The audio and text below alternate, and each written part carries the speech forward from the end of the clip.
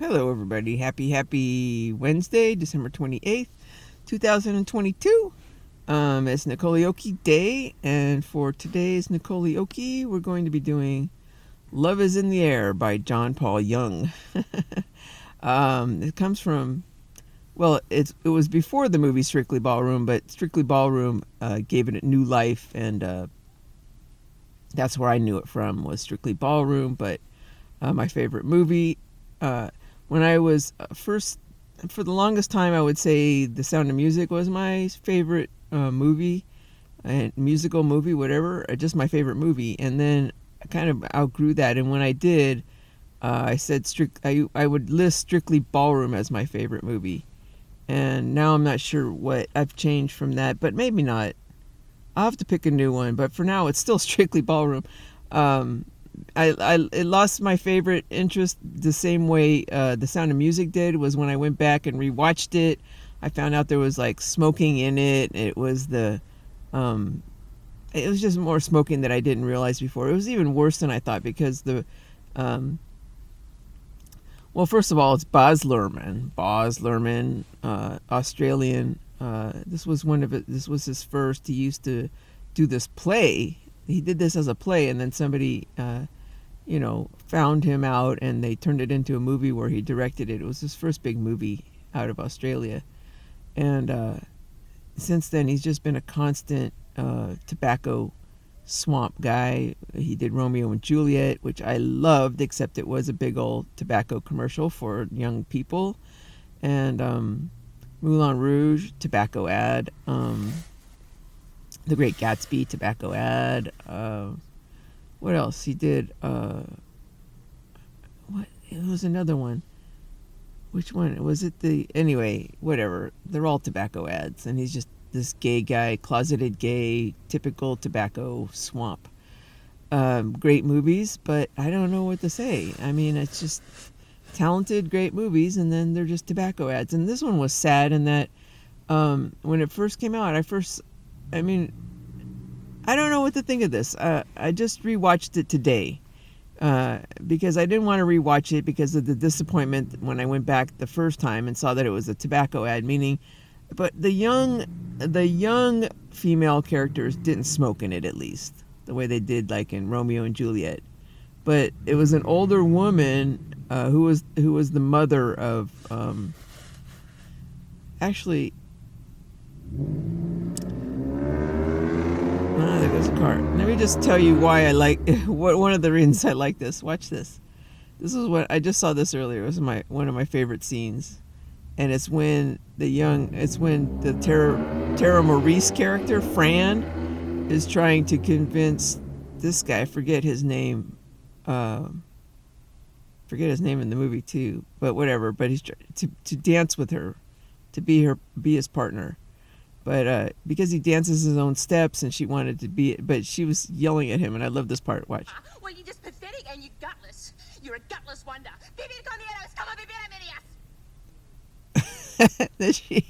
And then she starts to cry. Anyway, the characters are all over exaggerated characters, and they're hilarious. But here, what she was saying in Spanish, she's Hispanic here. Well, she's Hispanic anyway, Tara Maurice, but the character is also Hispanic. And she said, a life lived in fear is a life half lived, is what she just yelled at him in Spanish. And I loved it. It's my favorite line. So I love the motto. It's the whole motto of the whole movie was a life lived in fear is a life half lived. And it was great. It stood up to corruption. It's all about standing up to corruption, not standing up to corruption. It's just doing your own thing. But when I rewatched it, I was glad to rewatch it because I remember some parts of it. Like I didn't remember in the end where, I don't know, if you haven't watched it, I'm sorry, you're just, this is like 20, 30 years old now. How old is this? But go watch it. But it was like the mom, his mom and dad, they were promised if they just stayed in line and didn't dance new steps or something like that, they were promised to win, and they decided to do it anyway, but they didn't win. It was so corrupt that the corrupt people promised them that if they just behaved in a certain way, then they would win. And they did that, and then they didn't win anyway. So, I mean, it's just, oh, it's a lose-lose. Like, that's what is going on right now, is what I'm saying. There's a lot of swamps, and they're promising a lot of people a lot of stuff that they can't come through with right now. So don't do it. Don't do it. Do the right thing. Don't do that. Don't do what they're promising you, because it's gonna be a lose-lose for you. All right, now's a good time to stand up to the corruption, is what I'm saying. And I'm glad I watched the movie. But the interesting thing was the woman in here, the person I'm talking about, Pat Thompson. She played Shirley Hastings in the movie. And Shirley Hastings was this guy's mother. And they were all over-exaggerated characters, but funny characters. But you can tell she's a smoker in the movie. She has smoker voice and everything. But she died before the film came out. And they dedicated the film to her in the end. I really remember this. It was very, it was like, I didn't know at the time until I rewatched it and saw the smoking in it, that it was too sad. She's smoking in the movie, and she dies of lung cancer before the movie comes out, and then they're dedicating the movie to her. So I just rewatched it, and I swear to you, I'm not crazy. I just rewatched the movie, and the smoking scene was either taken out or they put a different scene in where she's saying the same thing and she's not smoking in it. Anyway, she's not smoking in the movie that I saw. It was the version of it, I guess. I didn't know I didn't know they had done that. So it's like the third or fourth time I've seen it. The first time I saw it, I didn't see the smoking. The second time I went back and saw the smoking in it and was disappointed like years later. And the third time, I've seen it more than that, but I'm just saying I'm going through a new phase now where I'm reliking it again, because they took, not that they're, I don't approve of whitewashing stuff, but if you're gonna, and then they didn't dedicate it to her in the end either, though. They dedicated it to somebody else, but at least they took the smoking out, and of her smoking. They had some other woman smoking in the background, a minor character at some point.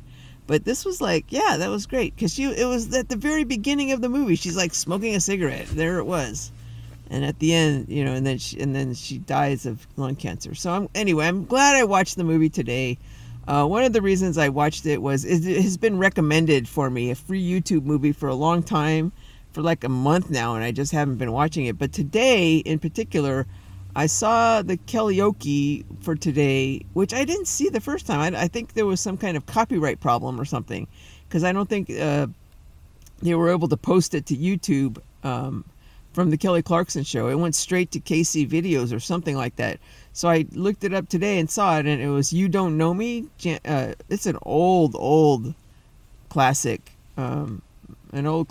but Jan Arden, I think it came from Four Weddings and a Funeral, or My Best Friend's Wedding, something like that. But it goes back, like Ray Charles and old, like a lot of people have covered this song. But I thought for sure it was in Strictly Ballroom. Remember when they were dancing behind the curtain? Fran and, I forget his name in the movie. I should have gone over it. Sorry about that. But, so I went to look at Strictly Ballroom, and this is another reason I watched it today, was I could have sworn that song was in here somewhere. It would just be the exact kind of mood, but I think I'm mistaking it for Perhaps, because that's what played when they were dancing behind the curtain together. So it's Perhaps. It's kind of like the same mood, same tone, old-timey kind of song, and so that's what I mistaked it for. But anyway, I knew I was going to pick something from Strictly Ballroom to sing today, and it is Love Is in the Air that played at the very end. I'm still to do Time After Time, maybe sometime, but I remember I already said I kind of don't want to sing a promising, like I will always be here whenever you fall, I will be here kind of a song. I can't promise that. I've already been there, done that, and I can't do that right now, because it just doesn't work. So Love Is in the Air. I love it. And I love the lyrics to it, and it's fantastic. So that's what we're going to do today, Love Is in the Air. So another thing I did today, I just want to describe Strictly Ballroom and how the new version of it doesn't have her smoking, which was a positive sign. I might start listing it as my favorite again. my favorite movie because there's no prominent smoking in it. There's a little bit of smoking in the background and whatever, but there's no prominent smoking in it anymore. And I still love the message, especially the message I saw. I didn't remember it being that specific in the end, where they were just the corruption part, where they were screwed over, they were promised something. Anyway, it's a very relevant. Just watch it. It's until I could think of a new favorite movie. I think I'll have one come up. I'll go look through. I'm sure there's one that I like better, but I think this is now my new favorite still. Strictly Ballroom.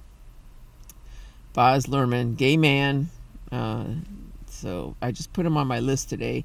I have a gay, not gay list. So and before I do this, I don't want to say without much further ado, because there is further ado, because another thing I did this week, or I did today on Wednesday, was because it was Catherine Zeta-Jones was today. It was a repeat Kelly Clarkson show, but I saw it was Catherine Zeta-Jones, so it reminded me that I was going to watch the Wednesday series. And I'm so glad I did, because I just loved it. It was Netflix, and I'm going to, because I didn't see any smoking in it, and I was very disappointed at first. I thought it might be pharmaceutical backed. There was no Xanax in it. There was nobody taking any kind of pills, and they had a court-ordered counselor therapy, this kind of BS going on. And I thought, oh no, it's just such.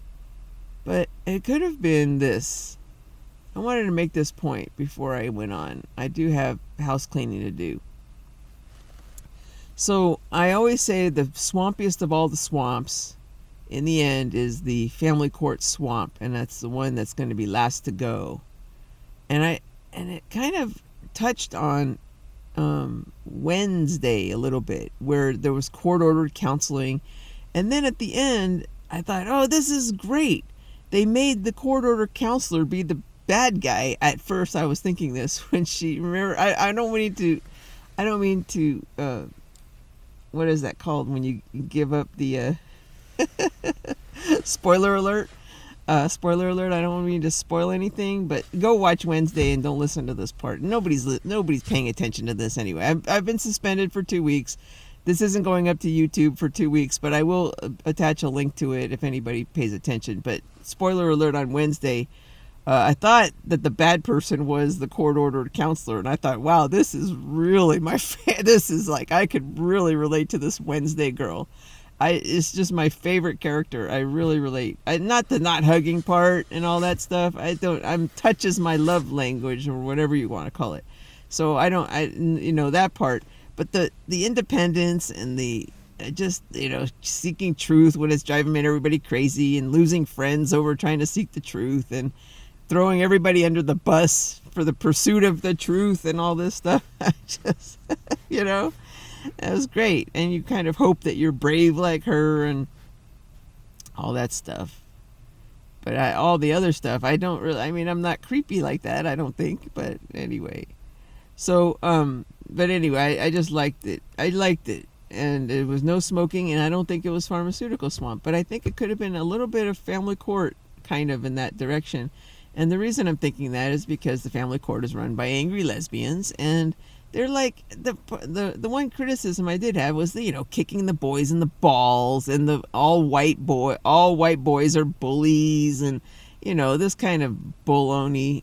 Give me a break. And then the opening scene is like chewing off the boy's testicle because he was a bully, and the violence against the male, the gay, the regular white male, the non-gay dumbass moron, and without realizing what they're doing. The hatred, dear women out there, if you can't stand some kind of a guy who did something against you, they're mostly gay. They're mostly closeted gay. The closeted gay man is like the police officer who does police brutality. If you're a black person, they're misogynists, they're racists, they're really, they're homophobic. All the bullies out there, most of them are aggressive, closeted gay white men. Okay? So, stop. I happen to have a non-gay dumbass moron son. I mean, I say that affectionately, but I happen to have a non-gay white male son, and I'm really shocked at the woke white women out there who have these sons and are acting this way toward white men, or allowing the woke world to do this against white men. Okay, so that's the only thing on Wednesday. They kind of I think they tapered off at the end, and I thought it was very positive when the court order counselor was the bad person, but then it turned out not to be, and it turned out to be the scientist was the bad person, and I'm like, oh, come on, you guys, give the scientist a break. Make it the court ordered psychiatrist next time. Court ordered psychologist. Seriously. Because they truly are the bad guys. I mean, seriously. Anyway, I was thinking that this was Family Court Swamp, a supported show, which is the last swamp to go, and I'm kind of happy to see that. I'm thinking maybe Netflix is at the end of the swamps. They've gone through tobacco and pharmaceutical like everybody else, and Disney's going through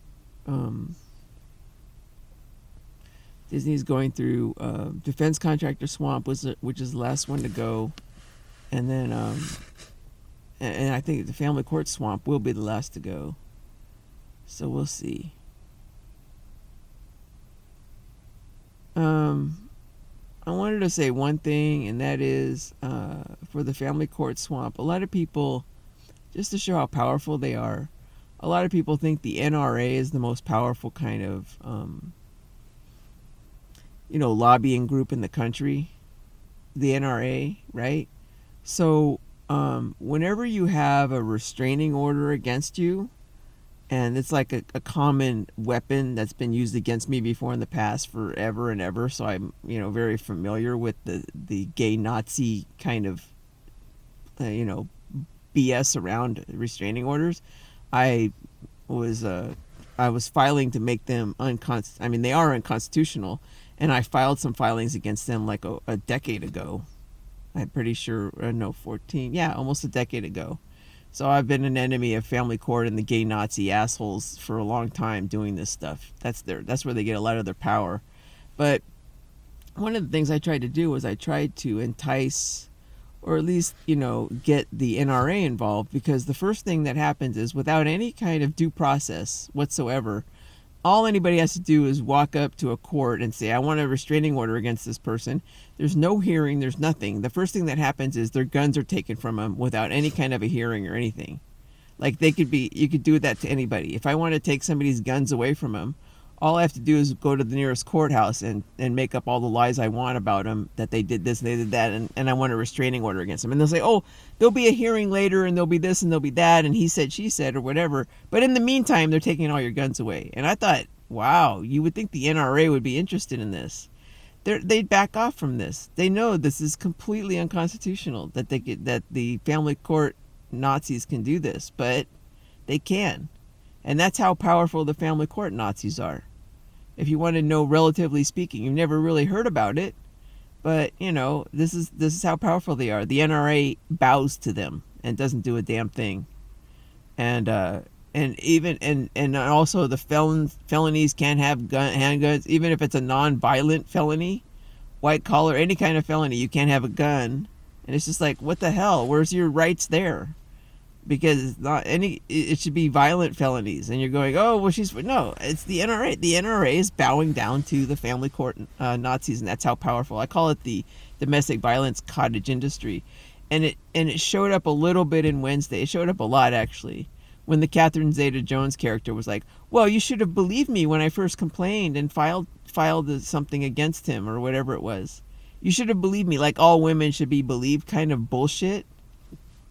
That's gay Nazi shit. So I didn't like any of those messages in Wednesday, and I hope Netflix could do better. But I think it's a good sign that they're at least moving on from the smoking and the Xanax kind of commercials.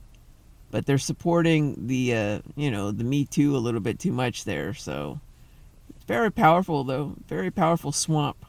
But it's going to be the last to go, is the family court swamps with their counselors. And By the way, the whole thing where, oh, everybody can have a gun unless they don't pass a mental check or whatever it is. Yeah, well, guess what that puts in charge? Guess who that puts in charge of your guns? Is all the psychos, the psychologists and psychiatrists. They're in charge. They get to decide who has rights and who doesn't. Yeah, no, sorry, no, thank you, no, thank you to that one. Okay, because they're the biggest. As I'm saying.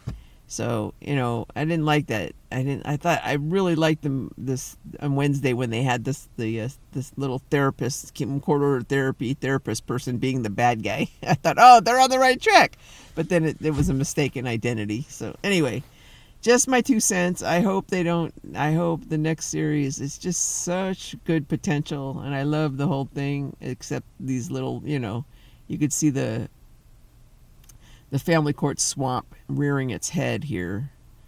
So anyway, all right. We're going to do Love is in the Air. I just wanted to get that across today. My points. Blah, blah, blah, blah, blah, blah, blah. I'm still not cynical. I'm trying not to be. But I get there sometimes. I got there in a... so let's just... I still think...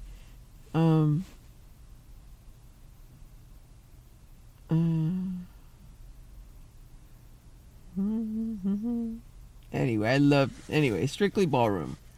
It's still fresh. It's still new in my eyes, even with all the cynicism. Dang, I gotta get over it. I am. I'm trying, guys, and it's not. I'm trying. Love is in the air. It's everywhere, and it's going to.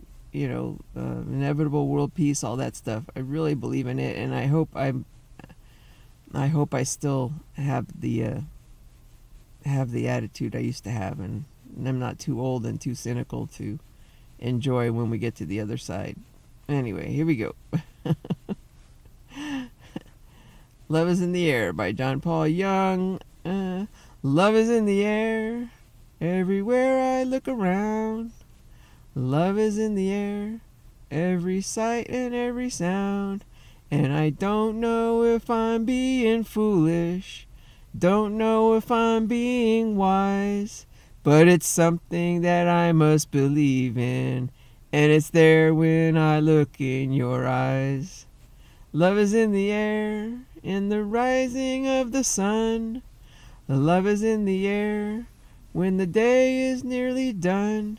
And I don't know if you're an illusion, and don't know if I see it true, but you're something that I must believe in, and you're there when I reach out for you.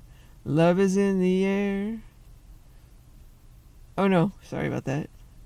Love is in the air. Dun dun dun dun. Love is in the air. Dun dun. Da-na-na-na.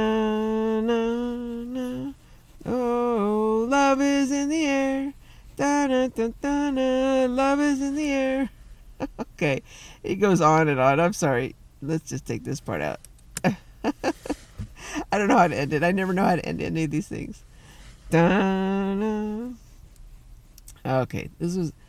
I just... I don't know.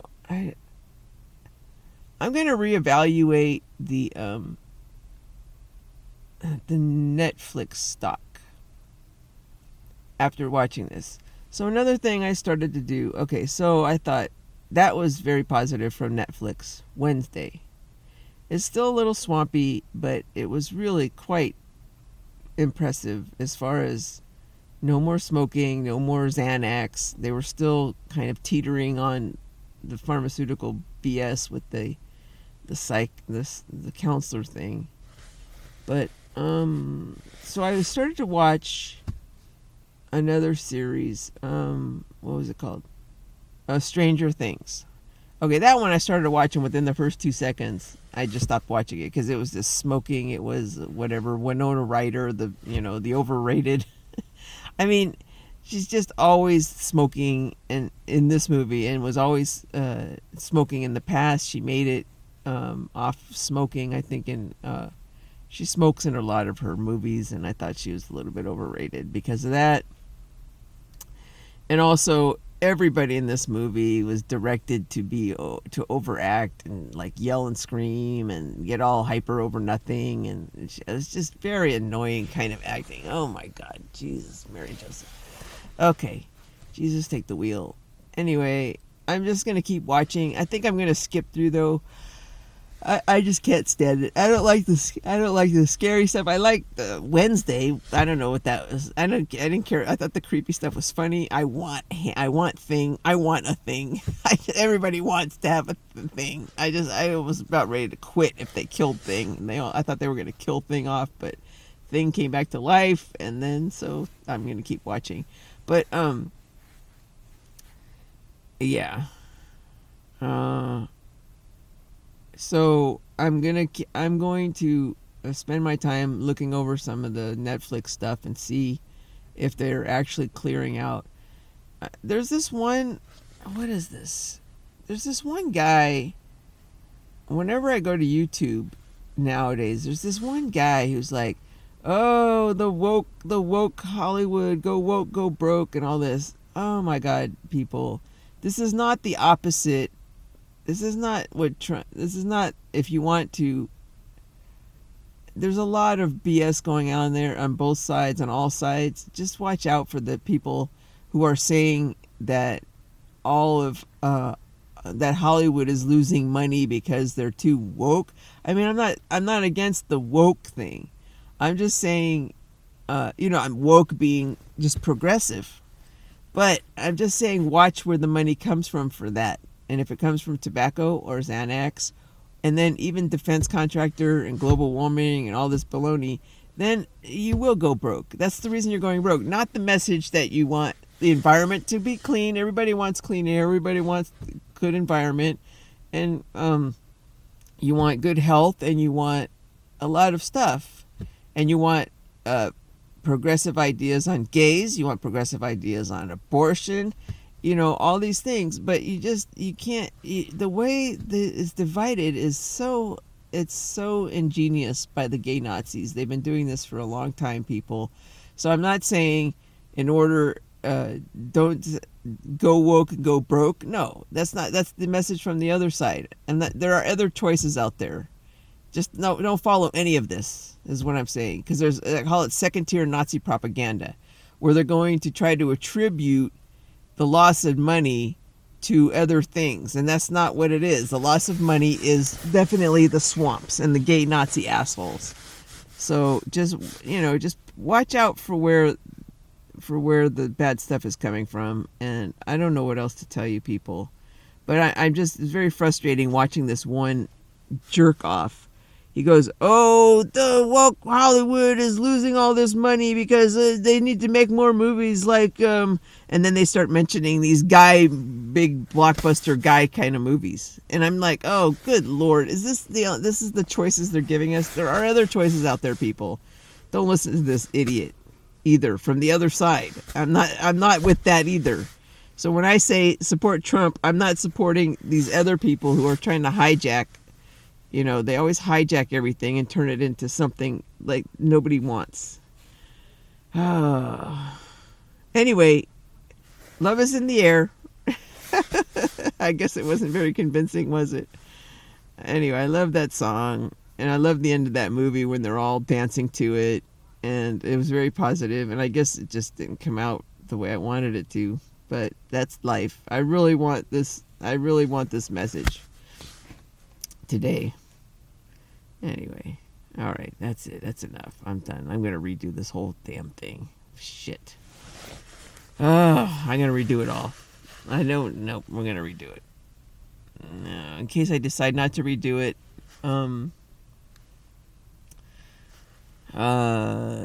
living my best life. I sure am.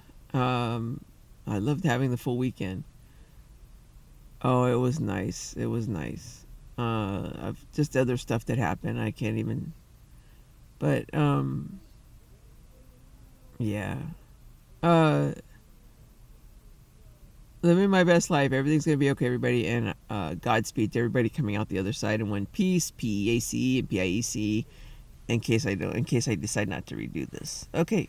Talk to you on Sunday. Happy New Year. That'll be Sunday. It will be New Year's Day. Bye.